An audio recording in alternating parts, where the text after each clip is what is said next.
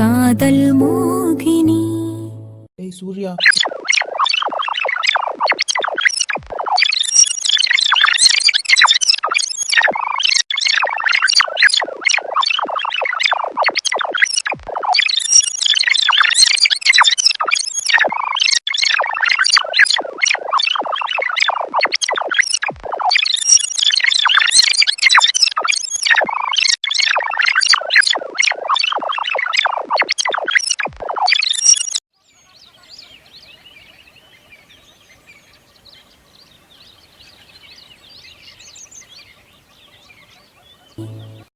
டேய் ஆப்போசிட்ல இருக்கு பாரு, அதுதான் நம்ம தங்க போற ஹோட்டல். டேய் அகரா, என்னடா இதுதான் நம்ம தங்க போற ஹோட்டலா? டேய் அதுவா, என்னடா பேசுற? இதை பார்த்தா ஹோட்டல் மாதிரி இல்லாம ஓலை குடிச்ச மாதிரியா இருக்கு? அது இல்லடா சூர்யா, நான் ஏதோ கொஞ்சம் என் பர்சனாலிட்டிக்கு ஏற்ற மாதிரி ஒரு 7 ஸ்டார் இல்லைனா 5 ஸ்டார் ஹோட்டலாவது புக் பண்ணுவான்னு பார்த்தேன். இங்கே என்னடானா நார்மல் லாட்ஜ் புக் பண்ணியிருக்கான் தாங்கிறேன். டேய் எது எது உன் பர்சனாலிட்டியா? இதை மட்டும் அகரங்கிட்ட சொல்லிப்பாரு, ரோட்லேயே படுத்துக்கோன்னு சொல்லிட்டு போயிடுவான். பர்சனாலிட்டி கேட்குற மூஞ்சியை பாரு, மூஞ்சிய. ஏன் என் பர்சனாலிட்டிக்கு என்ன குறைச்சல்? என்கிட்ட அழகு இல்லையா, அழிவு இல்லையா, என்ன இல்லை சொல்றா சொல்லு. சொல்லிடுவேன், அப்புறம் நீ பொண்ணு முன்னாடி அசிங்கப்படுத்துறேன்னு வருத்தப்படுவ, பேசாம விட்டுரு. சும்மா விளையாட்டுக்கு சொன்னேன்டா, உடனே கோச்சுக்காத. சரி சரி விட்றா. டேய் போய் ரிசப்ஷன்ல சாவி வாங்காம அங்க என்னடா வெட்டி பேச்சு பேசிட்டு இருக்கவ? அது ஒண்ணு இல்லடா மாமா, சும்மா பேசிக்கிட்டு இருந்தோம். என்னடா என்னையே கலாய்க்கிறீங்களா? பின் என்னடா, நாங்க மட்டும் அந்த பொண்ணுக்கு அண்ணனா, நீங்க மட்டும் மாமாவா? காலை கொடுமடா சூர்யா. இது எப்படிடா ஆகுறா? உன்னை மட்டும் பொண்ணுங்க சுத்தி சுத்தி வர்றாங்க. அது ஒண்ணும் இல்லடா, இந்த பொண்ணுங்களுக்கு ரக்குடு பாய்ஸ் தான் பிடிக்கும். நம்மள மாதிரி சாஃப்ட் அண்ட் குட் பாய்ஸை திரும்பியே பார்க்க மாட்டாளுங்க. அதுதான் ரீசன். ஓஹோ, இம்புட்டு பேசுறீங்களே. திரும்பி போக ஊருக்கு கையில காசு இருக்கா? ஐயோ அதவா, கையில வேற சுத்தமா காசு இல்லடா, அவசரப்பட்டு வாய் விட்டோம். சரி எப்படியாவது சமாளிச்சிடுறா. டே அகரா, நம்மளாம் ஒரே பிளட்டு, சொந்த அண்ணன் தம்பிங்க. இப்படி பொண்ணுக்காக எதுக்கு வாக்கு பார்த்தோம்? நீரு நாங்க போய் ரூம் கீ வாங்கிட்டு வரோம், வாடா போவோம். டேய் நில்லுங்கடா, அப்படியே 2 கீயை வாங்கிட்டு வாங்கடா. நம்ம ஒழுக்கமான பசங்க தான், இருந்தாலும் ஒரு பொண்ணு நம்ம 3 பேரோட தங்க வச்சா சரி வராது. பார்க்குறவங்க ஏதாவது பேசுவாங்க. ஸோ 2 ரூமா புக் பண்ணி கீ வாங்கிட்டு வாங்க. ஓகேடா, பட் நீ இவ்வளோ நல்லவனு எங்களுக்கு தெரியாதுடா. ஏய் டியோ அம்மா எஸ்கேப். வா நம்ம ஹோட்டல் காரிடார்ல போய் நிப்போம். ஓகே. டேய் அகரா, இந்தாடா அந்த பொண்ணோட ரூம் கீ, நீயே உன் கையால கொடுத்துரு. குடு. இங்க பாரு பாப்பா, நீ எங்களோட எல்லாம் ஒரே ரூம்ல தங்க முடியாது. இந்த ஹோட்டல்லே ஒரு சிங்கிள் ரூம் உனக்கு புக் பண்ணிட்டேன், அதுல போய் இருந்துக்கோ. போகும்போது உன்கிட்ட ஒரு ஃபோன் கொடுக்குறேன், அதுல நாங்க மட்டும்தான் எப்பவும் கால் பண்ணுவோம். அதுல கால் வந்தா மட்டும் அட்டன் பண்ணு. எங்களுக்கு சில வேலைகள்லாம் இருக்கு, அதெல்லாம் முடிச்சுட்டு உன்னை கூப்பிட்டுக்கிறோம். நீ வெளியில வா, உன்னை கொண்டு போய் உன்னை சேஃபான இடத்துல சேர்த்திடுறோம். ஓகேவா? ஓகே மாமா. சாரி மாமா. திட்டோ மறுபடியும் சாரி மாமா. உங்களை பார்த்தாலே எனக்கு அப்படிதான் கூப்பிட தோணுது.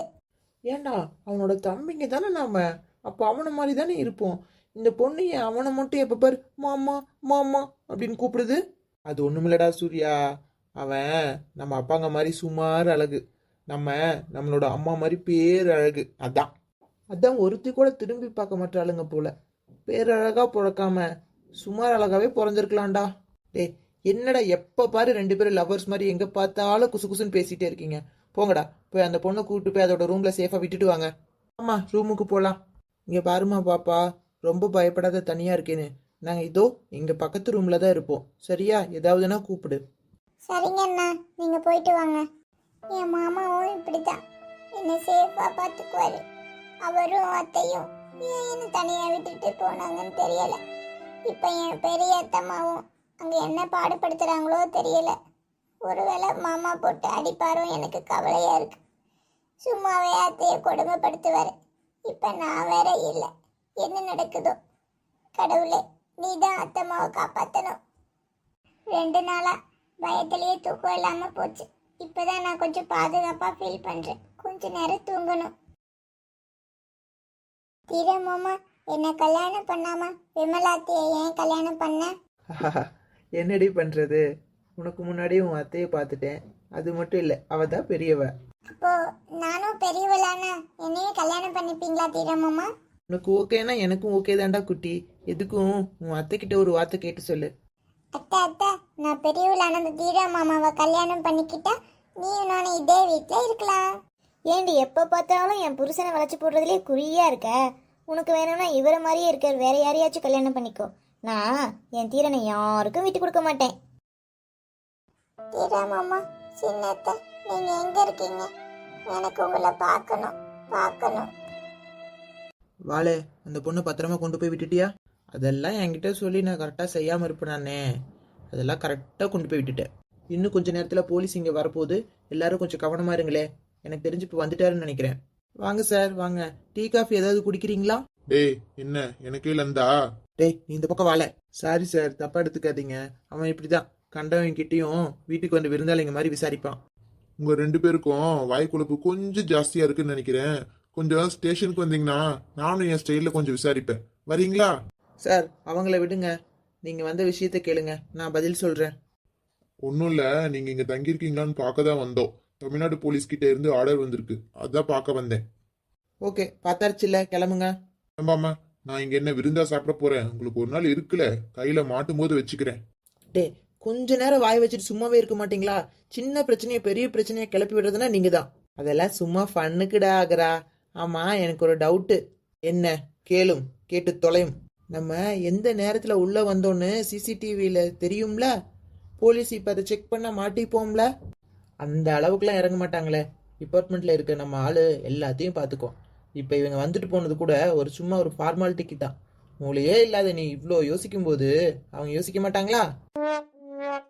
பிரில்லியண்ட்டா யோசிச்சு ஒரு பாயிண்ட் பிடிச்சி பேசினேன், அதுவும் புஷ்ஷுன்னு போயிடுச்சு. டே சூர்யா, இங்கே இருக்கிற ஏதாச்சும் லேடிஸ் சர்வெண்ட்டை பிடிச்சி அந்த பொண்ணுக்கு 4 நல்ல ட்ரெஸ் எடுத்து கொடுக்க சொல்கிறா. அதுக்கு அளவு தெரியணும்ல. எம் சைஸ் எடுத்து கொடு, கரெக்டாக இருக்கும். அது எப்படி அவ்வளோ கரெக்டாக சொல்கிற? ஏய், பார்த்தாவே தெரியும்ல. போடா போடா. எதை பார்த்தடா ஆகிறா? சூர்யா, வேணாம், என்கிட்ட அடி வாங்காத. அந்த பொண்ணு யார் என்னன்னே தெரியல. கூட்டிகிட்டு வந்து நம்ம பாதுகாப்பில் வச்சுருக்கோம். ஏதாச்சும் நாளை பின்ன பிரச்சனையாகிறதுக்கு முன்னாடி அந்த பொண்ணை கொண்டு போய் ஏதாச்சும் நல்ல ஆசிரமத்தில் விடணும்டா. நான் சொன்னதை செய், போ. இந்தாம்மா, இந்த பேக்கில் புது ட்ரெஸ் இருக்கு பாரு. இப்போதைக்கு இதை போட்டுக்கோ. இன்னும் 1 hour ரெடியாகி வெளியில் வந்துரு. உன்னை கொண்டு போய் ஒரு பாதுகாப்பான ஆசிரமத்தில் விட்டுடுறோம். ஓகே அண்ணா, ரொம்ப தேங்க்ஸ். இங்கே பாருமா, இதுதான் நாங்கள் சொன்ன ஆசிரமம். இங்கே நீ ரொம்ப பாதுகாப்பாக இருப்ப. சரியா? பத்திரமா போயிட்டு வா. ஓகேங்க, நான் வரேன். இவ்வளோ நேரம் நீங்கள் 3 பேரும் எனக்கு செஞ்ச உதவிக்கு ரொம்ப நன்றி.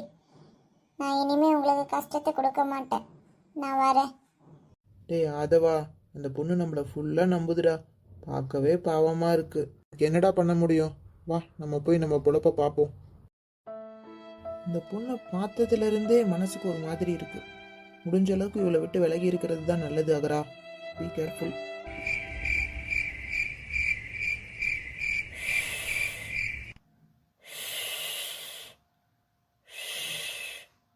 பாடா, இன்னைக்கு தான் கொஞ்சம் நிம்மதியாக தூங்கி எழுந்தேன். இந்த மோகனாவை கல்யாணத்துலேருந்து தப்பிக்க வைக்கிறதுக்குள்ள பப்பப்பப்பா, இப்போதான் கொஞ்சம் நிம்மதியாக தூக்கம் வருது. இந்த மோக பாப்பா இப்போ எங்கே இருக்காளோ, என்ன பண்ணுறாளோ, அவளை நினச்சதான் கவலையாக இருக்குது. எப்படியோ இந்த பேலஸோட நல்ல இடத்துல குழந்தை நல்லா இருப்பான்னு எனக்கு நம்பிக்கை இருக்குது. அங்கே கடவுளா என் அம்மாவும் அப்பாவும் அவளை எப்பவும் பாதுகாத்துக்கிட்டே இருப்பாங்கன்னு எனக்கு தெரியும். அவங்க செஞ்ச புண்ணியம் கண்டிப்பாக அவளை காப்பாற்றும். இப்போ போய் என் மகனையும் என் புருஷனையும் சமாளிக்கணும். அவங்க 2 பேரும் சமாளித்தாவே போதும். வேற எதுவும் எனக்கு வேண்டாம். அப்பா, அந்த மோகனாவை தேட சொன்னீங்களா? அவ கிடைச்சாளா? நானும் நம்ம ஆளுங்களை விட்டு தேடிட்டு தாண்டா இருக்கேன். இன்னும் அவ கிடைக்கல. ஆனா எப்படியும் கண்டுபிடிச்சிருவேன். என்ன, இன்னும் கிடைக்கலையா? எனக்கு அவ கண்டிப்பா வேணும், இப்பயே வேணும். என்னால வேற எதையுமே யோசிக்க முடியல. அவ எப்படி தப்பிச்சு போனா? அதுதான்டா யாருக்குமே தெரியல. அவ இந்த அரண்மனையிலேயே ரொம்ப நெருக்கமா பழகுறது உங்க அம்மா கிட்ட மட்டும்தான். உங்க அம்மா கிட்ட எப்படியாச்சும் உண்மையை வாங்கு. அம்மா, உண்மையை சொல்லு. மோகனை எங்க ஒளிச்சு வச்சிருக்க? டேய் வேத்திம்மா, என்னை பற்றி என்னடா கேள்வி கேட்குற? நான் உன் மேலே எவ்வளோ பாசம் வச்சிருக்கேன்னு உனக்கு தெரியாதா? நான் போய் எப்படி பண்ணுவேனா? கண்டிப்பா பண்ணுவ. என்னை விட உனக்கு அவளை தானே ரொம்ப பிடிக்கும். இல்லடா, அவ தாய் இல்லாத பொண்ணு. அதனால அவன் மேலே கொஞ்சம் அக்கறையா இருப்பேன். அதுக்காக உன்னை விட்டு கொடுப்பேன்னு நீ நினைக்கிறியாடா? ஆனா உன்னை தவிர அவளை யாராலையும் அனுப்பி வச்சிருக்க முடியாதுமா. அவளுக்கு உலக அறிவே தெரியக்கூடாதுன்னு நினைச்சுதான் அவளை பள்ளிக்கூடத்துக்கு கூட போகாம நான் அங்கேயே வச்சு படிக்க வச்சேன். வீட்டுக்குள்ளேயே வச்சு அடைச்சு வச்சேன். ஆனாலும் அவ தப்பிச்சு போயிருக்கானா? கண்டிப்பா நீ இதுக்கு சம்மந்தப்பட்டிருப்ப. டேய் வீரத்திம்மா, என்னடா பேசுற? என் மகன் கல்யாணத்தை தடுத்து நிறுத்திருக்கு. நான் ஆசைப்படுவேன்னா? நானும் உன்னை சின்ன வயசுல இருந்து எவ்வளவோ முறை சொல்லி பார்த்துட்டேன், திட்டி பார்த்துட்டேன். இருந்தாலும் நீ கேட்குற மாதிரியே இல்லை. எப்போ பாரு அவளை அடித்து துன்புறுத்திக்கிட்டே இருந்த. அதான் அவள் ரொம்ப பயந்துக்கிட்டே இருந்தா. நேற்று கூட என்கிட்ட கேட்டுக்கிட்டே இருந்தா, மாமா உங்களை அடித்து கொடுமைப்படுத்துகிற மாதிரியே என்ன வீரத்தியம்மா மாமாவும் அடித்து கொடுமைப்படுத்துவாங்களான்னு கேட்டு ரொம்ப நேரமாக அழுதாடா. அப்போ கூட நாங்கள் ஏதேதோ சொல்லி ஆறுதல் படுத்தி தான் வச்சுருந்தோம். ஆனாலும் நேற்று ராத்திரி இப்படி ஒரு முடிவெடுப்பானே நான் கனவுல கூட நினைக்கலடா. என்ன நம்புடா விருத்திம்மா, அம்மாவுக்கு நீ தான் ரொம்ப முக்கியம். அப்பா, அம்மா எதுவும் சொல்ற மாதிரி இல்ல. நீங்க நம்ம ஆளுங்களை விட்டு எல்லா மூலை முழுக்கும் தேட சொல்லுங்க. பஸ் ஸ்டாண்டு, ரயில்வே ஸ்டேஷன் எங்கேயும் விடாதீங்க. எல்லா அநாத ஆசிரமத்தில இருந்து ஒரு இடம் விடாம தேட சொல்லுங்க. கண்டிப்பா அவ கிடைப்பா. அவ மட்டும் வீட்டுக்கு வரட்டும். அதுக்கப்புறம் இருக்கு, அவ காலை உடைச்சு வீட்லயே தள்ளுறனா இல்லையான்னு மட்டும் பாருங்க. ஆமாடா விருத்திம்மா, அவ மட்டும் கையில கிடைக்கட்டும். அதுக்கப்புறம் இருக்கு அவளுக்கு. அவ சொத்தை நான் அடைஞ்சே தீருவேன்.